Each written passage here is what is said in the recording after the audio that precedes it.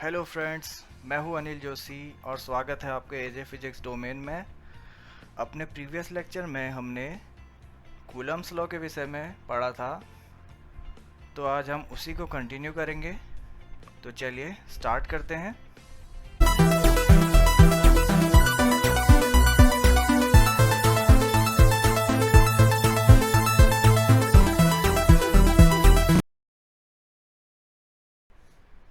Coulomb's law, okay. तो हमने statement पढ़ लिया था इसका प्रीवियस लेक्चर में। Suppose we have two charges Q1 and Q2 and they are separated by a distance r. Then the interaction force acting between them is directly proportional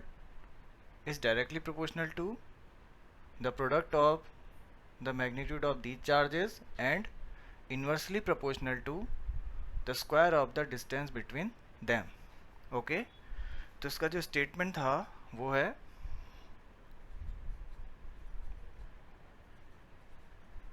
statement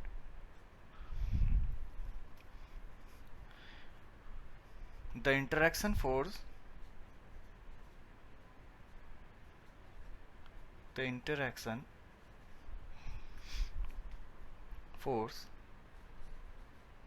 interaction force में attraction भी और repulsion भी दोनों आ जाते हैं, तो इसलिए हम इनका एक कंबाइंड नाम इंटरेक्शन बोल देते हैं। The interaction force between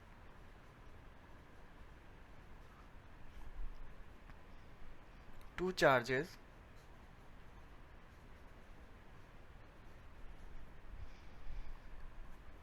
is directly proportional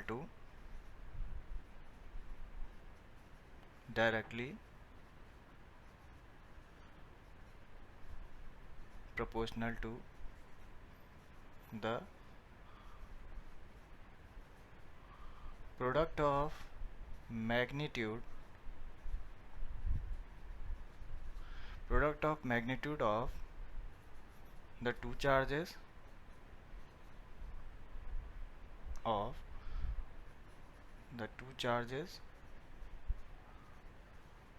and inversely proportional to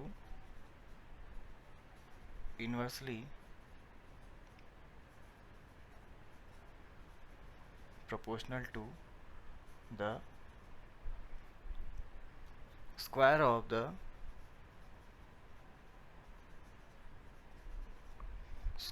the distance between them. Okay, ये तो है इसका स्टेटमेंट। यहाँ पर ये फोर्स लगेगा, तो मैथमेटिकली दैट इज जो इंटरेक्शन फोर्स है F, वो डायरेक्टली प्रोपोर्शनल होगा इन दोनों चार्जों के Q1 Q2 के प्रोडक्ट के, इनके मैग्नीट्यूड के प्रोडक्ट के, और and F inversely proportional to the square of the distance between them. इनके बीच की जो डिस्टेंस है वो r है, तो इसके स्क्वायर के इनवर्सली प्रोपोर्शनल होगी। तो जब हम इन दोनों को एक साथ मर्ज कर देंगे तो ये हो जाएगा F directly proportional to Q1 Q2 upon r square. या फिर इसको यहाँ पे से प्रोपोर्शनलिटी साइन को हटा करके इसकी जगह पर एक प्रोपोर्शनलिटी कांस्टेंट आ जाएगा कि Q1 Q2 upon r square. Okay, here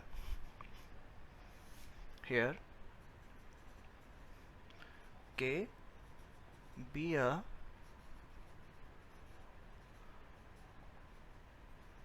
proportionality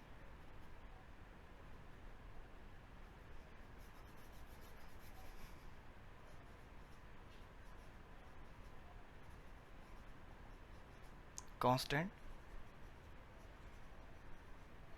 and its value is given by K equals to होता है 1/4 पाई एप्सिलॉन नॉट और इसकी जो वैल्यू होती है इस पूरी क्वांटिटी की वो होती है 9 इंटू 10⁹ 9। अब इसकी यूनिट जो होगी वो हम इससे निकाल लेंगे। फोर्स इक्वस टू है यहाँ पर के Q1 Q2 over R square. तो जब यहाँ पर आर स्क्वायर इधर जाएगा, फोर्स की यूनिट न्यूटन होती है, ये लेंथ है तो इसकी यूनिट मीटर हो जाएगी, और ये चार्ज है तो इसकी यूनिट कूलम हो जाएगी। तो इसकी यूनिट जो होगी वो होगी force metre newton metre square पर कूलम स्क्वायर। तो ये हो जाएगा न्यूटन मीटर स्क्वायर पर कूलम स्क्वायर। ओके, हियर यहाँ पर जो एप्सिलॉन है वो है permittivity of free space. Okay, और इसकी जो वैल्यू होती है वो है 8.85 इंटू 10⁻⁻12। अब इसकी जो यूनिट होगी वो किससे निकलेगी, इसी पार्ट से निकल जाएगी। तो यहाँ पर से जो एप्सिलॉन की यूनिट होगी इसका जस्ट रिवर्स कर दो, ये क्या हो जाएगा कूलम स्क्वायर पर न्यूटन मीटर स्क्वायर। ये एप्सिलॉन नॉट की यूनिट हो गई। ओके, और ये वैल्यू जो है वो इसी इक्वेशन से हमें मिली है। तो यहाँ पर से जब हम एप्सिलॉन नॉट करेंगे, एप्सिलॉन नॉट की वैल्यू निकालेंगे, वो आएगी 1/4 इंटू 9 इंटू 10⁻⁹। इसको जब आप सॉल्व करेंगे तो हमें ये मिल जाएगा 8.85 into 10⁻⁻12 coulomb square newton metre square. Okay,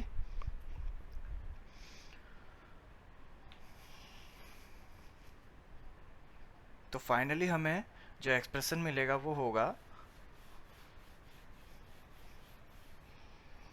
F equals to के की जगह पर ये रख देंगे हम फाइनल एक्सप्रेशन में। तो वो जो मिलेगा हमें एक्सप्रेशन वो मिलेगा F equals to 1/4πε0 Q1 Q2 over R square.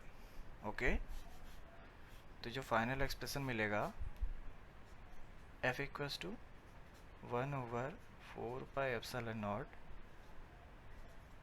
Q1 Q2 upon are square, ये हमें फाइनल एक्सप्रेशन मिल जाएगा। तो ये जो है मैथमेटिकल एक्सप्रेशन है कूलम्स लॉ का। ओके, अब ये फोर्स है तो इसकी यूनिट कूलम न्यूटन होगी, इतना न्यूटन। ओके, अब फोर्स तो वेक्टर क्वांटिटी होती है, तो इसकी जो डायरेक्शन होगी वो होगी along the line joining them between the two charges। Okay, अब ये जो मैथमेटिकल एक्सप्रेशन है ये है जब दोनों चार्ज फ्री स्पेस में रखे हुए हैं या फिर एयर में है। ओके, यहाँ पर लिख देते हैं हम इसको एयर और फ्री स्पेस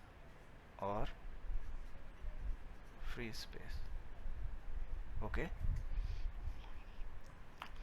नाउ हमारे पास दो चार्ज थे Q1 and Q2।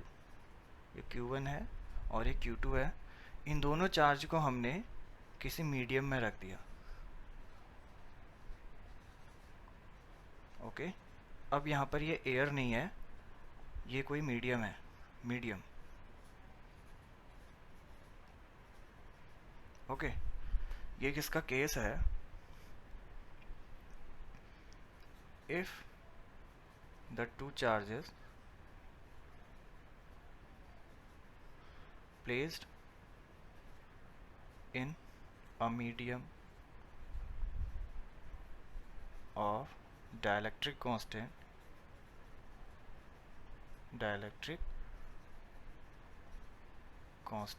K। Friends, ये जो डायलैक्ट्रिक कांस्टेंट है हर मीडियम के लिए कांस्टेंट होता है। तो जैसे सपोज ये मीडियम है, वाटर है, तो इसके लिए के की वैल्यू होती है 81। ये फिक्स रहती है, ये कांस्टेंट आपको गिवन होंगे। जब भी कभी भी आपको न्यूमेरिकल आएगा इससे रिलेटेड तो ये डायलैक्ट्रिक कांस्टेंट आपको दिया जाएगा। Then the interaction force between the two charges is given by F। अब ये जो फोर्स है वो मीडियम में है, तो हम इसको मीडियम में लिख लेंगे। ये हो जाएगा 1/4 पाई एप्सिलॉन नॉट। अब यहाँ पर ये डायलेक्ट्रिक कांस्टेंट भी आ जाएगा इसके साथ, Q1 Q2 upon are square. Okay, तो अब जो एक्सप्रेशन मिलेगा हमें कूलम्स लॉ का, जब दोनों चार्ज किसी मीडियम में होंगे, वो ये होगा। ओके, अब जो यहाँ पर एप्सिलॉन नॉट के है, इसको हम इस तरीके से भी लिख सकते हैं, F in medium 1/4 pi epsilon Q1 Q2 upon are square, इस तरीके से भी लिख सकते हैं। Here epsilon equals to epsilon naught K, और इसको लिखते हैं एप्सिलॉन नॉट आर भी लिखते हैं इसे कभी कभी। तो यहाँ पर जो हेयर एप्सिलॉन नॉट, ये है permittivity of medium, permittivity of medium, जिस मीडियम में चार्ज रखे हुए हैं उस मीडियम की परमिटिविटी है। इससे पहले जो चार्ज रखे हुए थे वो फ्री स्पेस पे थे, तो वहाँ पर एप्सिलॉन नॉट आया था। एंड के डायलेक्ट्रिक कांस्टेंट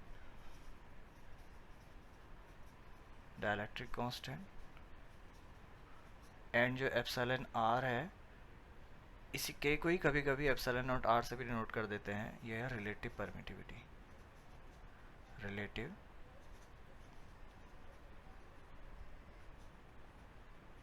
परमिटिविटी। ओके,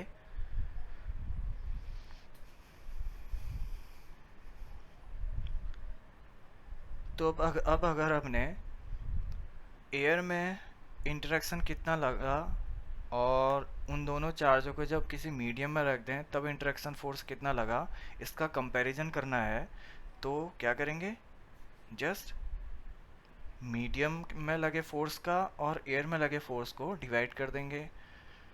तो चलिए देखते हैं कैसे होगा ये।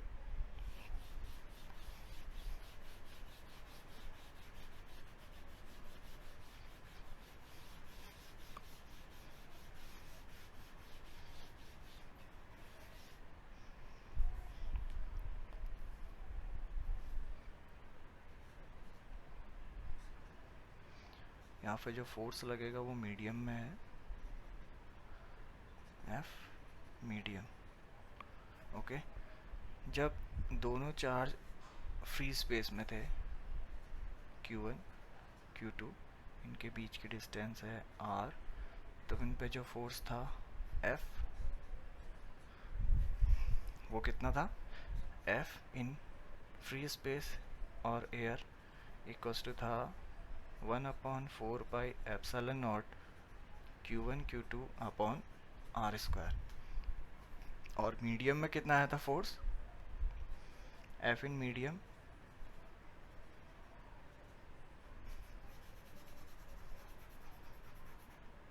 1/4 pi epsilon naught K Q1 Q2 upon are square. यहाँ पर एक और क्वांटिटी आ जाती है मीडियम में, डायलेक्ट्रिक कांस्टेंट। तो जब हम इन दोनों को डिवाइड करेंगे तो हमें मिलेगा F in air F medium is equal to 1/4 pi epsilon naught Q1 Q2 upon are square over 1/4 pi epsilon naught K Q1 Q2 upon are square. तो ये सारी क्वांटिटीज़ कट जाएंगी, सिर्फ के बचेगा यहाँ पर। तो यहाँ पर से जो हमें एक इम्पोर्टेंट रिलेशन मिलेगा, यहाँ पर आ जाएगा ये F air upon F in medium is equal to K. Okay, तो यहाँ पर से जो हमें मिलेगा वो हो जाएगा, अगर हमें मीडियम में फोर्स निकालना है तो वो हो जाएगा F फोर्स इन एयर और फ्री स्पेस अपॉन के। मीन्स जब हम दोनों चार्ज को किसी मीडियम में रख देंगे तो जो हमारा फोर्स होगा, फोर्स ऑफ इंटरेक्शन होगा, वो डिक्रीज हो जाएगा। कितने टाइम्स? के टाइम्स डिक्रीज हो जाएगा, 1/k टाइम्स। ओके, तो ये जो रिलेशन है बहुत इंपॉर्टेंट रिलेशन है, ये आपके न्यूमेरिकल्स में काम आएगा, तो इसे ध्यान में रखिएगा। ओके, चलिए अब आगे बढ़ते हैं।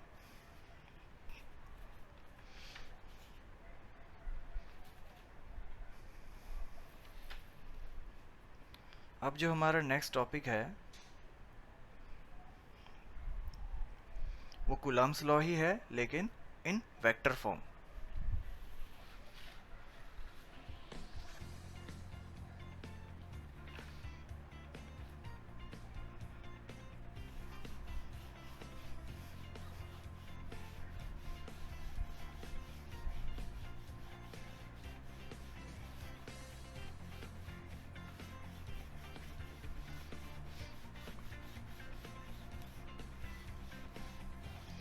ओके फ्रेंड्स, तो कभी कभी आप लोगों के एग्ज़ाम में कूलम्ब्स लॉ का वेक्टर फॉर्म भी पूछ लिया जाता है, तो उसे भी पढ़ते हैं।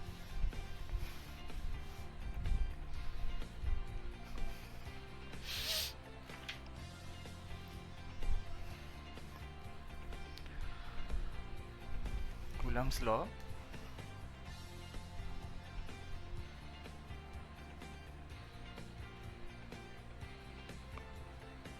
इन वेक्टर फॉर्म।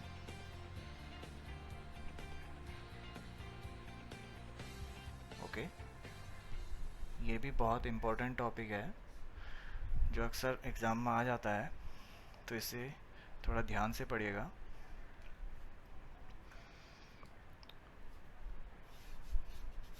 मान लिया हमारे पास एक कोऑर्डिनेट सिस्टम है, ये एक्स एक्सिस है, ये वाई एक्सिस है, ये ओरिजिन है। सपोज हमारे पास दो चार्ज हैं Q1 एंड Q2। ओके, तो ये जो Q1 है इसका पोजीशन वेक्टर है वो है R1, जो Q2 है उसका पोजीशन वेक्टर है R2। ओके,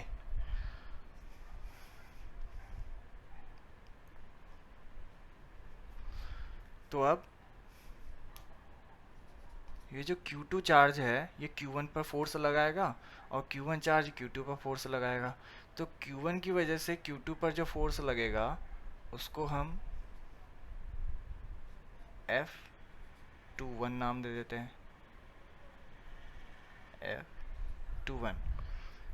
तो हम इसको पढ़ेंगे force on charge 2 due to charge Q1। Okay, force on charge Q2 due to charge Q1। इसी तरीके से जो Q2 चार्ज है वो Q1 पर फोर्स लगाएगा, उसको बोलेंगे F12।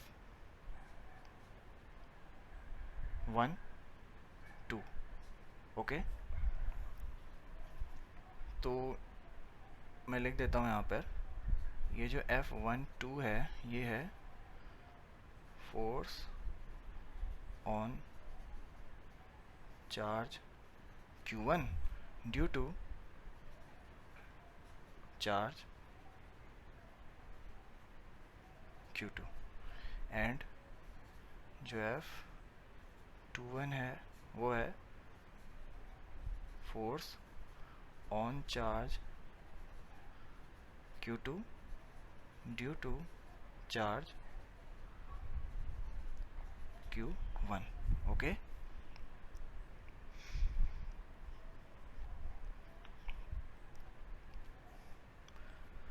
तो R1 की डायरेक्शन तो ये है। सपोज इन दोनों के बीच की जो डिस्टेंस है वो ये R1 है, ये R2 है। तो ये जो होगा इसको सपोज मान लीजिए थोड़ी देर के लिए डेल्टा आ रहा है ये।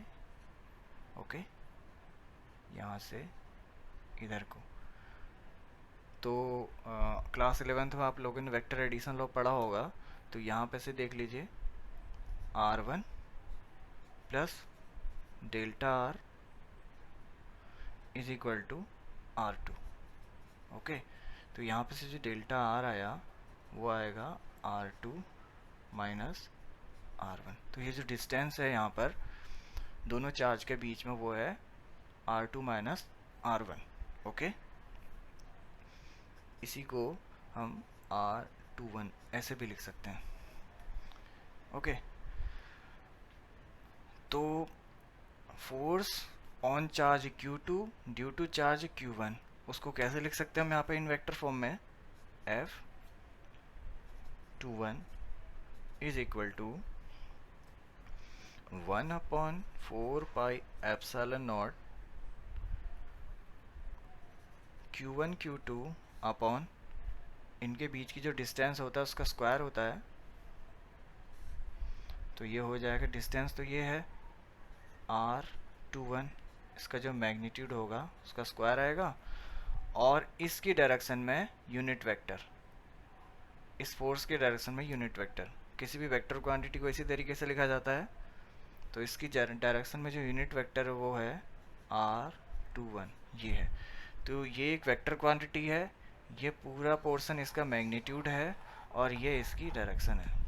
ओके, तो इसी को हम दूसरे तरीके से भी लिख सकते हैं, 1/4πε0 Q1 Q2 अपॉन R21, इसका जो मैग्नीट्यूड है इसका स्क्वायर, और R21 अपॉन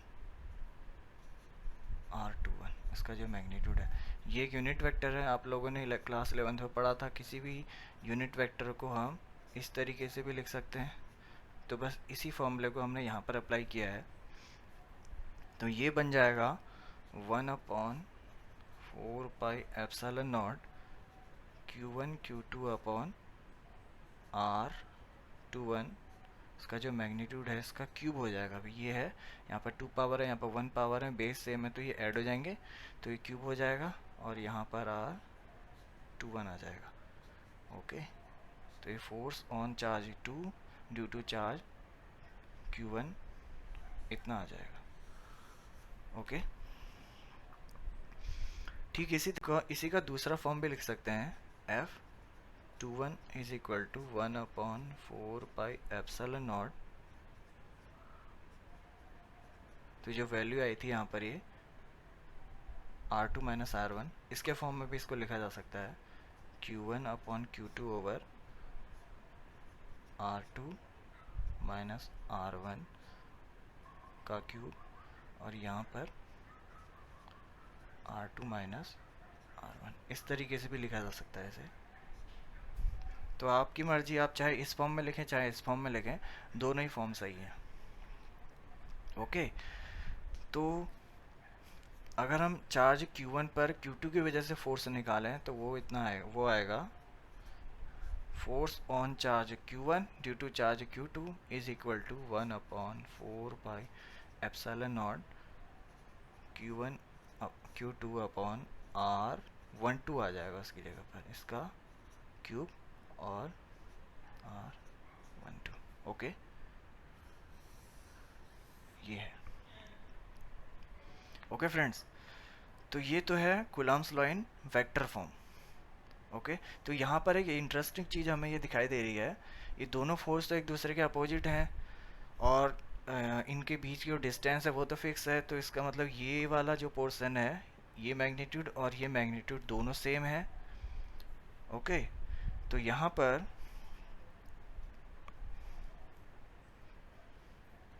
तो जो हमें एक इंटरेस्टिंग चीज़ दिखाई दे रही है वो है, सिंस मैग्नीट्यूड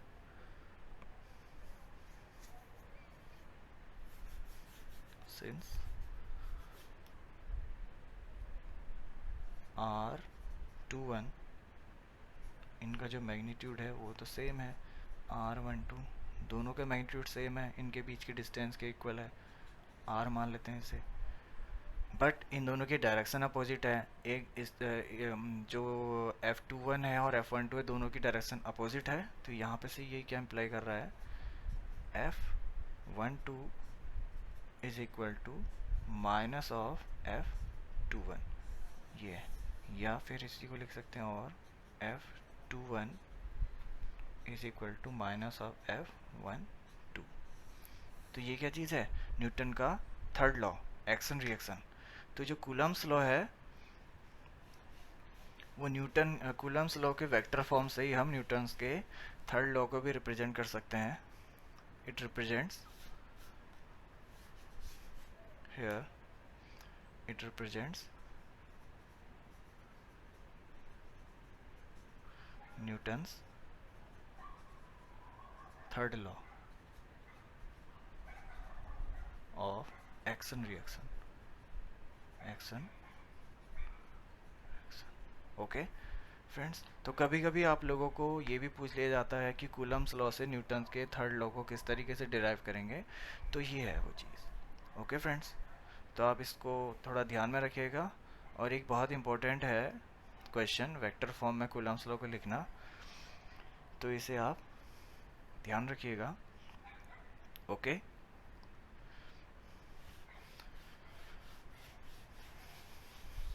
तो चलिए अगला टॉपिक पढ़ लेते हैं अब।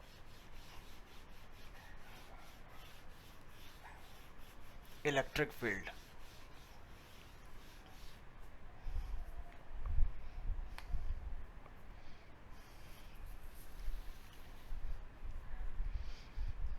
इलेक्ट्रिक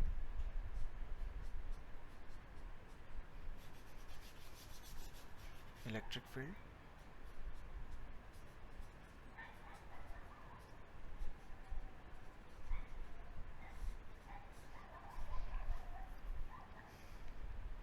तो फ्रेंड्स, इलेक्ट्रिक फील्ड क्या होता है? आप लोगों ने क्लास 11th में ग्रेविटेशनल फील्ड तो पढ़ा होगा, ठीक उसी तरीके से इलेक्ट्रिक फील्ड की भी डेफिनेशन दी जाती है। तो the space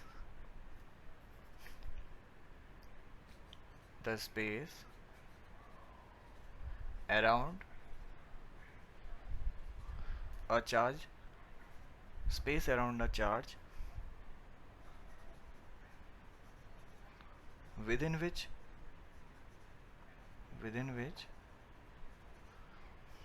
and another charge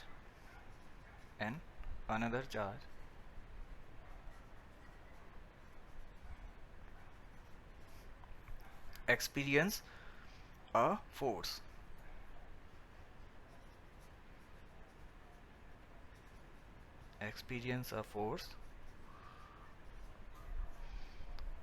is said to be or is called electric field.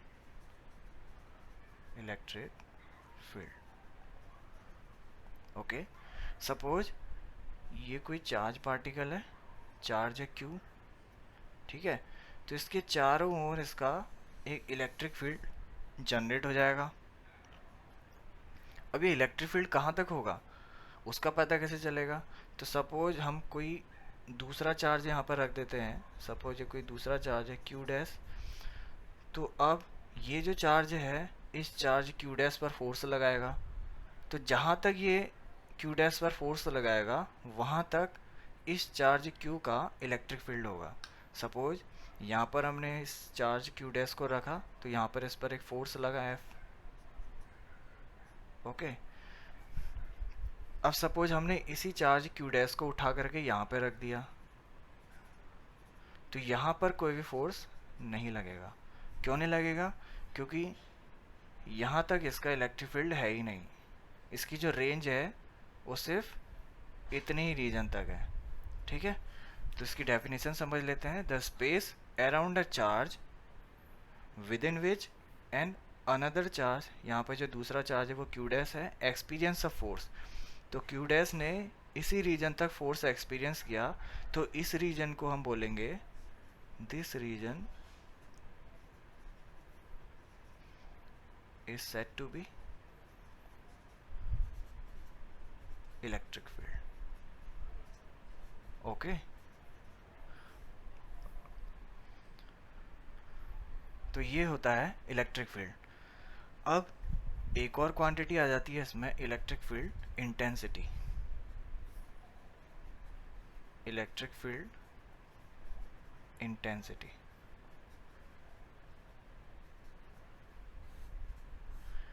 ठीक है, अब सपोज ये इलेक्ट्रिक फील्ड है, ये कोई गिवन चार्ज है और ये इलेक्ट्रिक फील्ड है। हमने इस इलेक्ट्रिक फील्ड के किसी भी एक पॉइंट पर, सपोज ये कोई पॉइंट है, यहाँ पर इलेक्ट्रिक फील्ड की इंटेंसिटी फाइंड करनी है।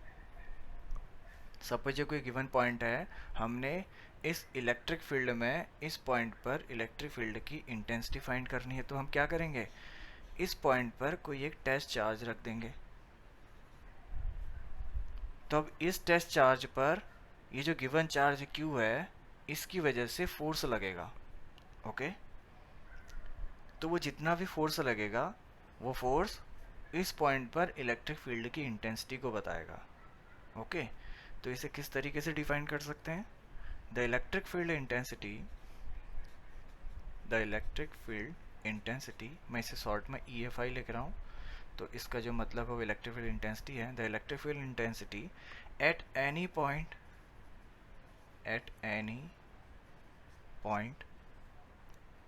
within the electric field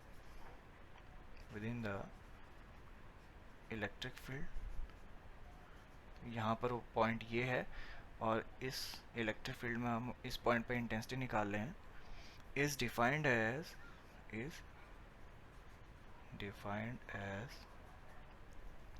the force experienced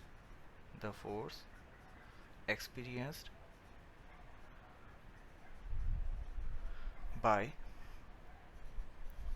a unit positive test charge। Okay, यहाँ पर इस टेस्ट चार्ज पर इसकी वजह से फोर्स लगेगा F। तो ये जो फोर्स है यही इलेक्ट्रिक फील्ड इंटेंसिटी को बताएगा। Test charge placed at that point,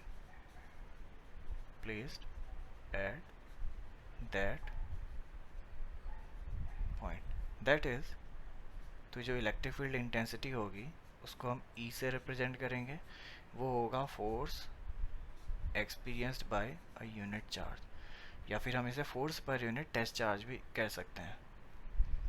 तो इसका ये मैथमेटिकल एक्सप्रेशन है। ओके फ्रेंड्स, तो यहाँ पर से हमारे पास एक इलेक्ट्रिक फील्ड इंटेंसिटी की यूनिट निकल कर आ गई। तो इसकी जो यूनिट होगी वो होगी न्यूटन पर coulomb.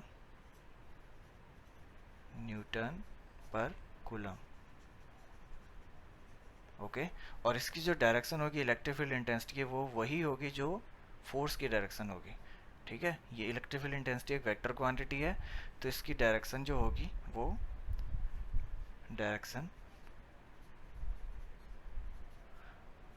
Same as that of force.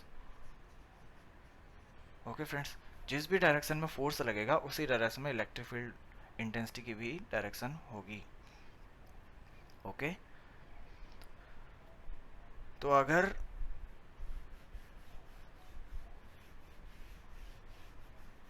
Positive charge है,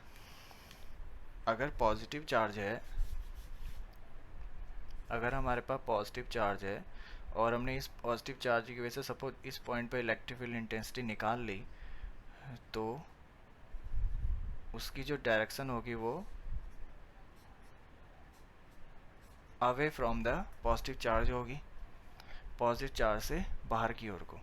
ठीक है, और अगर हमारे पास नेगेटिव चार्ज है, इस नेगेटिव चार्ज की वजह से हमने किसी पॉइंट पर इलेक्ट्रिक फील्ड इंटेंसिटी निकाली है E, तो उसकी जो डायरेक्शन होगी इलेक्ट्रिक फील्ड इंटेंसिटी की वो होगी टूवर्ड्स द नेगेटिव चार्ज। तो यहाँ पर E की direction towards the negative charge होगी। ओके, और यहाँ पर एक बहुत इम्पोर्टेंट बात ये है कि ये जो टेस्ट चार्ज है, इस टेस्ट चार्ज का खुद का कोई भी चार्ज नहीं होता। तो इसे हम इस तरीके से भी लिख सकते हैं इलेक्ट्रिक फील्ड इंटेंसिटी को, limit Q0 tends to 0 F upon Q0। तो यहाँ पर लिमिट Q0 टेंड्स टू 0 का मतलब ये है, यहाँ पर जो टेस्ट चार्ज है इसका खुद का चार्ज इसलिए नहीं होता क्योंकि अगर इसका खुद का टेस्ट चार्ज इसका चार्ज होगा तो उस चार्ज की वजह से इसका खुद का एक इलेक्ट्रिक फील्ड क्रिएट हो जाएगा इसके चारों ओर। तो इस चार्ज की वजह से इस पॉइंट पर इलेक्ट्रिक फील्ड इंटेंसिटी हम फाइंड नहीं कर सकते उस केस में। तो इसीलिए ये जो हम टेस्ट चार्ज लेते हैं इसका खुद का चार्ज नेग्लिजिबल होना चाहिए। ओके फ्रेंड्स, ये बात ध्यान रखिएगा। तो ये तो था इलेक्ट्रिक फील्ड इंटेंसिटी के बारे में। आज का ये लेक्चर यहीं पे एंड करते हैं। तो अपने नेक्स्ट लेक्चर में हम इलेक्ट्रिक फील्ड इंटेंसिटी को ही कंटिन्यू करेंगे और इसकी कुछ प्रॉपर्टीज़ और कुछ डेरिवेशंस हैं इसमें, उन्हें पढ़ेंगे। तो आज के लिए इतना ही। तो अगर आपको ये वीडियो अच्छा लगा तो इसे प्लीज़ लाइक कर दीजिएगा, शेयर कर दीजिएगा और इस चैनल को सब्सक्राइब कर दीजिएगा। Okay friends, so thanks for watching friends।